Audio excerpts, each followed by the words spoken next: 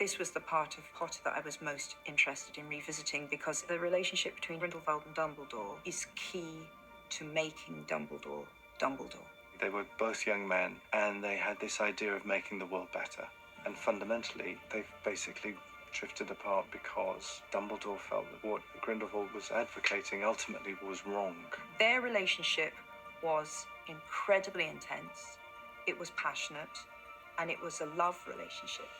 But as happens in any relationship, gay or straight or whatever label we want to put on it, one never knows really what the other person is feeling. You can't know. You can believe you know. So I'm less interested in the sexual side, though I believe there is a sexual dimension to this relationship, than I am in the sense of the emotions they felt for each other, which ultimately is the most fascinating thing about all human relationships. I am positive that there was a mutual respect of one another's abilities, and I'm sure, especially with Grindelwald, a jealousy, so maybe a bitterness for having such love and respect for Dumbledore.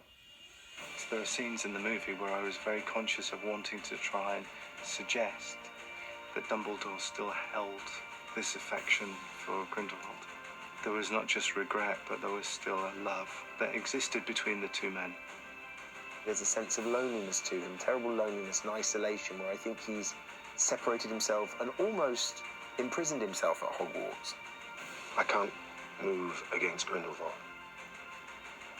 It has to be you. At the end of this film, we discover that Credence is, in fact, Dumbledore's brother. You can see how important that is for both Grindelwald and for Dumbledore. It's at the absolute heart of what the issue is between Dumbledore and Grindelwald. This is a relationship that is compelling and profound and authentic, and alongside all the bells and whistles of adventure and fantasy and beasts and everything else, this is a story about these two men who loved each other and ultimately have to fight each other. It's a story for the 21st century.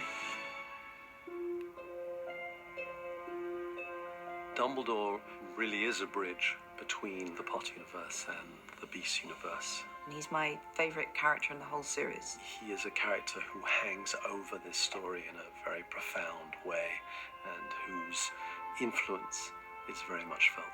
Godlike though he sometimes appears, he earned that by going through what we're watching in these movies. There's a lot more to go with this character. There's a certain responsibility. He's a much-loved character, and there are lots of details that people will want to see hinted at. So from many points of view, it's been a really wonderful opportunity.